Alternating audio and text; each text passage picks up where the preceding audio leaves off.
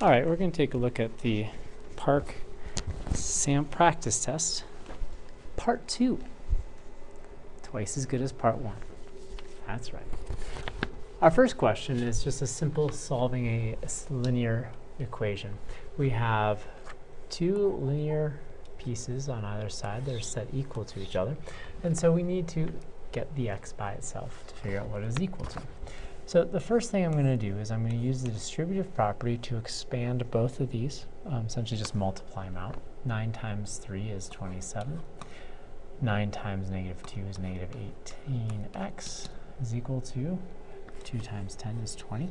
2 times negative 8 is negative 16, and then x. So let's get the two x's, or the x's on either side of the equal sign together so they can have a party. What's the opposite of subtracting 18x? Well, adding 18x. And the reason why I'm choosing this is this will end up giving me a positive x on the right side as opposed to negative. I could have a negative, it doesn't really matter. There's one less step to worry about. So I still have my 20, and that's a positive 2x, because 18 minus 16 is 2. It's equal to 27. So the opposite of positive 20 is negative 20, so I'm going to subtract 20 from both sides of the equal sign. I'm going to get 7 is equal to 2x. The opposite of multiplying x by 2 is dividing x by 2. So I get x is equal to 3.5. And that was my first problem. And obviously, we need to type 3.5 into the box. I'm not going to do the typing. I think you figure it out. Okay. Next problem. Okay, really, I want to go to the next problem.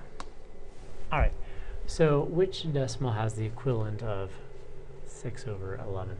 Now, I know in 5th grade, you were taught that the fraction bar is just a glorified way of describing division. So really, we're doing 6 divided by 11 to figure out the decimal equivalent. Now, obviously, well, not obviously, let's just go ahead and do this. So 11 does not go into 6. But 11 goes in 65 times. So subtract the 55, and you get 5. Add a 0, bring it down. 5 goes into 54 times. And so we get the 60 again. So that means I'm going to repeat the 54. Therefore, the answer is B.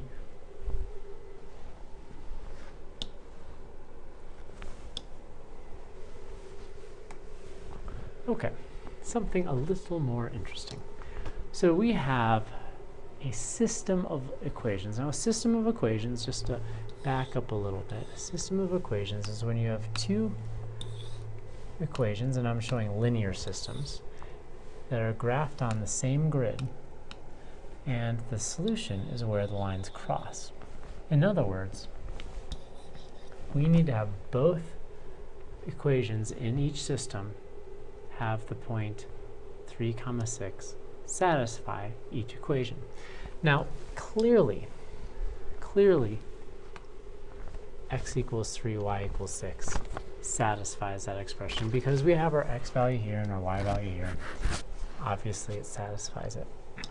For the next one, well, let's plug in 3 for x and 6 for y. If y is 6, 6 plus 6 does not equal 3. So we can eliminate that answer.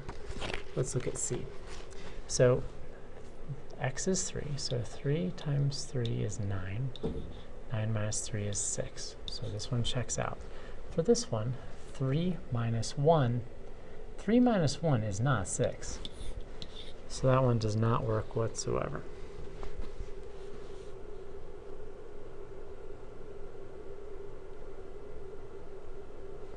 Let's go on to D. Y is 6. 3 plus 6 is not 3. That does not work. If x is, oh, so we know this whole thing doesn't work. For E, let's try E. So if x is 3, 3 plus 3 is 6, that works. 2 times 3 is 6, and that works. So therefore, statement E is also correct.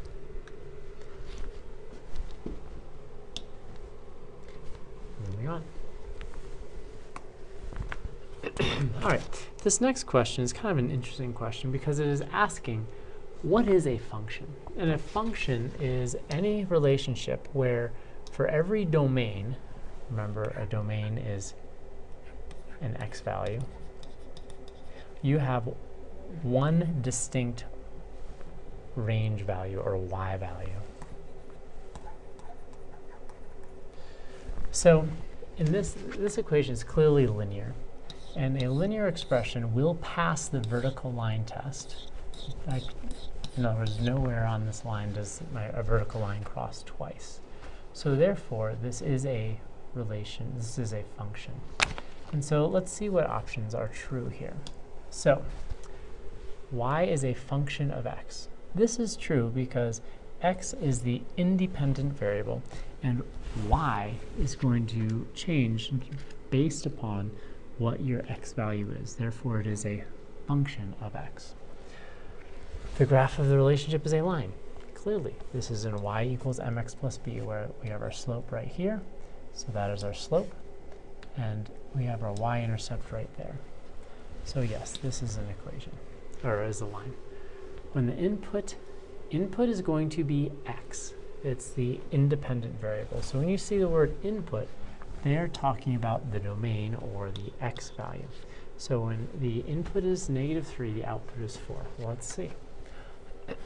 So if I have -4/3 times 3/1, because remember, my x value is, -3, plus 1/3. Now, these cancel out, so I get negative times negative is a positive, so I get 4 to 1/3, so that is not true. All right, let's take a look at D. When the input is -2, the output is 3. Let's check it out. So we have -4/3 times -2/1 plus 1/3. So we end up with negative times a negative, which is a positive. We get positive 8/3 plus 1/3, which is equal to 9/3, which is equal to 3. Oh, that works, doesn't it? So in this multiple select, I know D is also an option. All right, got it. And finally, the last one, the y-intercept of the relationship is 0, 1. Clearly, if this is the y-intercept, this is not right. So we have answers of A, B, and D.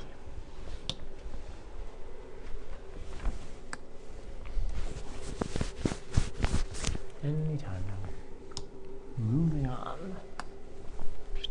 All right, a body of a 154-pound person contains approximately, I'm just going to write the numbers because I like to, 2 times 10 to the -1st milligrams of gold and 6 times 10 to the 1st milligrams of aluminum. Based on this information, the number of milligrams of aluminum in the body is how many times greater than the milligrams of gold in the body? All right, so we have a two scientific notation numbers. We need to figure out how many times bigger one is than the other. Well, let's start with the easy side, the whole numbers. What did I multiply 2 by to get 6? Well, 3, of course. So we know it's 3 times, and now we need to look at this. What did I multiply 10 to the -1st by to get 10 to the 1st? Well,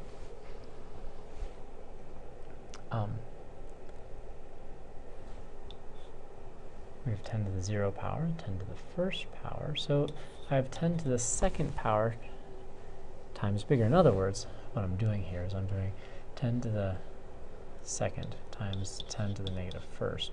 And in this case, you remember you subtract the exponents, so that gets you 10 to the 1st. So we have 3 times 10 to the 2nd. Well, 10 to the 2nd is just 100 times 3, which is 300. And so you type in 300 into your box. Woohoo! All right, moving on. Next question. Maybe. My board's a little slow on the uptake. Sorry about that. All right, question number 6. I have this funky looking function. And the reason why I know it's a function, again, is because this passes the vertical line test.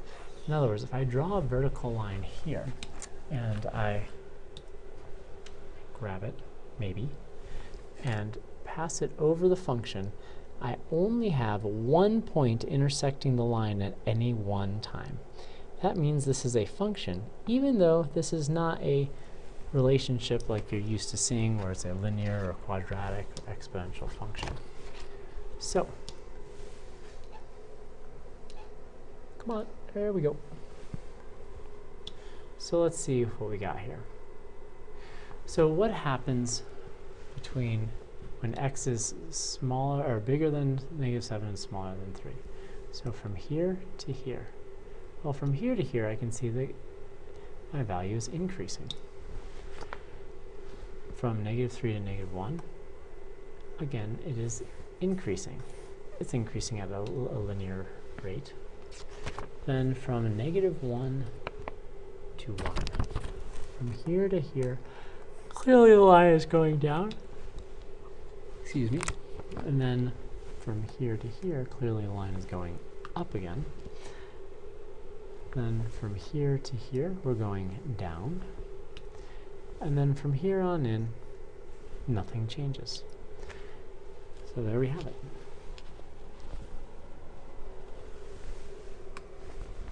All right. The table shows two systems of linear equations. Yes, I love linear systems. All right. So the table shows two systems of linear equations. Indicate whether each system of equations has no solution, one solution, or infinite number of solutions by selecting the correct cell in the table. Select one cell per column. Well, because you can't have no solution and infinite solutions. So I really need to get these equations in slope-intercept form. And if I have different slopes, that means I have one solution. If I have same slope and the same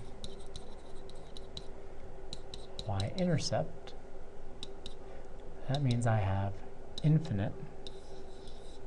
And finally, if it's the same slope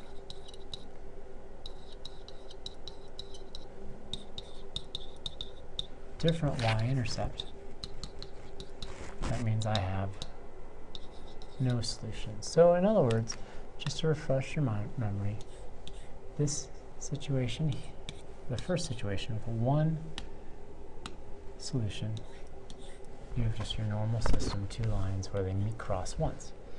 In this system here, you have one equation and then a second equation right on top of it. So anywhere you look, they're intersecting. And finally, the last one, we have two parallel lines that will never touch. So we need to find the slopes of all the equations. Well, this slope is clearly -1, so it has an m value of -1. Here I need to get the y by itself, and I'll do that by dividing both sides by 8, and so I get y is equal to -x. So that is the same slope, same y-intercept. They're the same equations. So that means my first system will have an infinite number of solutions. Looking at my second one, I have a slope of 3 here. Come on, grab it. Close enough. A slope of 3. And here we have a slope of 0. Those are different slopes, so I'll have one solution.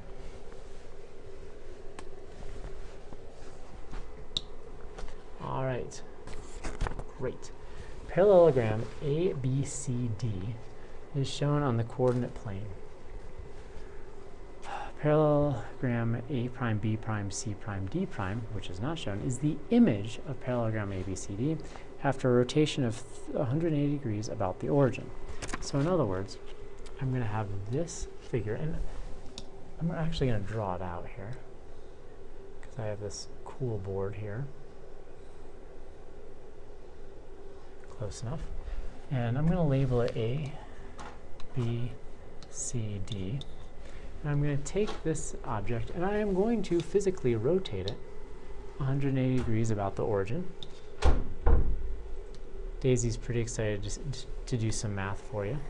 So here's 180 degrees about the origin. Come on, we're not there yet. Come on. All right, there we go. All right, so let's see what is true here.